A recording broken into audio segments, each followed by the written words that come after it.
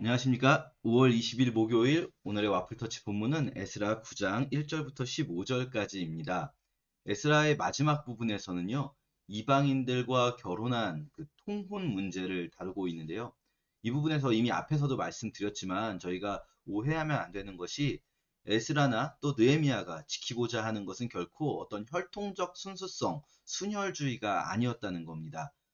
오늘 본문에서 이렇게 되어 있는데요. 1절에 보시면 제사장들과 백성들과 레위 사람들이 이웃 이방 민족들과 구별된 생활을 하지 않고 이런 저런 사람들의 풍습을 본받아 더러운 짓을 하면서 이방 민족들과 결혼하여 거룩한 민족의 순수성을 더럽혔다. 이렇게 나옵니다.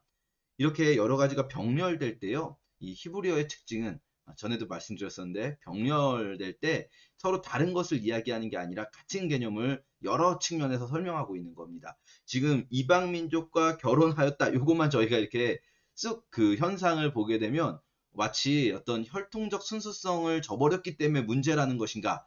이렇게 되면 굉장히 구약을 읽기가 어려워지죠. 막 어디서는 룻 같은 모압 여인과 결혼해가지고 다윗이 나오기도 하고, 뭐 어디서는 이방인들과 결혼하면 막 다 결혼을 청산하고 이혼하라고 하기도 하고, 굉장히 이게 구약 내의 통일성이 없는 것처럼 느껴집니다. 하지만 이 이방 민족들과 결혼한 것은 사실 그것은 하나의 예이고요. 그보다 더 큰 문제는 처음 나오듯이 구별된 생활을 하지 않았다는 것. 이게 1번이에요. 구별된 생활을 하지 않았다.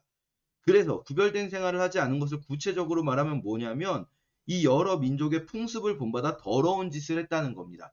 이게 이제 2번인 거죠. 같은 겁니다. 더러운 풍습이라는 것은 우리가 가나안 지역에 있었던 여러 풍습들을 보면 뭐 종교적인 어떤 자기들의 우상을 숭배한다고 하면서 굉장히 그 성적으로 문란한 어떤 행위들을 했던 것들, 이런 것들도 저희가 확인해 볼 수가 있는데요. 이런 일들을 이스라엘 안에서 예전에 많이 했었어요. 예전에 많이 했었고 그것 때문에 결국은 이들이 우상숭배에 빠져서, 이 우상숭배라는 것이 그 더러운 풍습들과 연결되어 있습니다.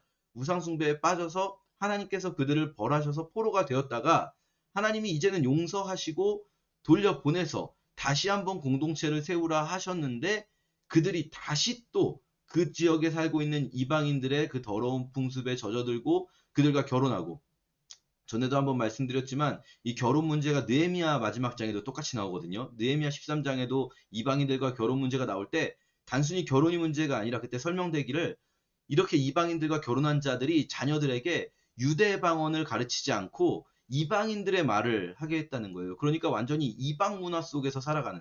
사실은 언어는 그 문화를 지배하거든요. 그러니까 이방인들과 결혼한 자들이 그 가정의 문화를 완전 이방인 문화로 만들어가고 있다는 거예요. 그걸 보면서 에스라가 어, 다시 이 통곡을 하게 됩니다.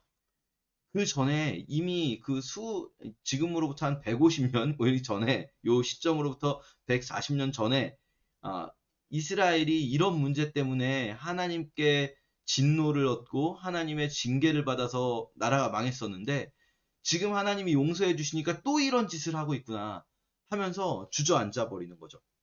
저는 오늘 본문에서 사실 저 개인적으로는 이 에스라의 모습이 굉장히 마음에 와닿았어요. 에스라가 4절에 보시면요.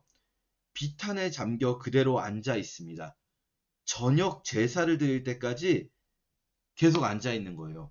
비탄에 잠겨서 말도 못하고 기도도 안 나오고 너무 당황스럽고 너무 어이가 없는 거죠. 왜냐하면 하나님이 그동안 이것 때문에 그렇게 문제가 됐었고 이걸 이제 그 징계를 통해서 용서를 받고 돌아왔는데 또 이런 짓을 하고 있다니 이건 기도할 면목도 없다. 이런 생각이 들어서 기도도 못하고 있는 거예요. 그러다가 이 저녁 때가 돼서 저녁에 이제 제사를 어쨌든 상번제를 드려야 되니까 그때 슬픔을 머금고 일어나 찢어진 속옷과 겉옷을 입은 채 무릎을 꿇고 기도를 시작하는데요. 이 기도의 내용이 뭐냐면 하나님 제가 기도도 못할 만큼 부끄러워요. 기도를 못하겠어요 이거예요.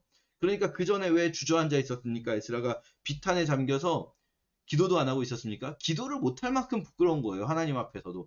들을 말씀이 없는 거죠. 이렇게 말합니다. 6절에 내가 너무 부끄러워 주 앞에 머리를 들 수가 없습니다. 10절에도요. 이제 무슨 말을 할 수 있겠습니까? 이제 정말 할 말이 없습니다. 그 전에 하나님께서 그렇게 우리를 이 문제가 얼마나 심각한 문제인지 보여주시고, 시작은 이렇게 별거 아닌 것처럼, 사실 이 시대, 에스라 시대의 사람들은 아니 이게 그렇게까지 큰 문제인가? 언어를 이방인 언어를 좀 가르친다고 해서 또 그냥 이방의 문화가 조금씩 들어온다고 해서 이게 그렇게 큰 문제인가?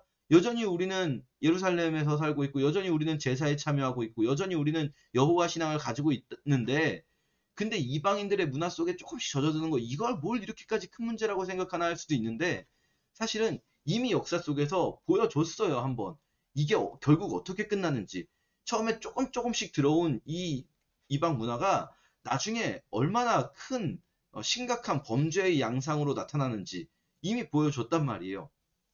이방인을 배척하라는 게 아닙니다. 여러분 오해하시면 안 돼요.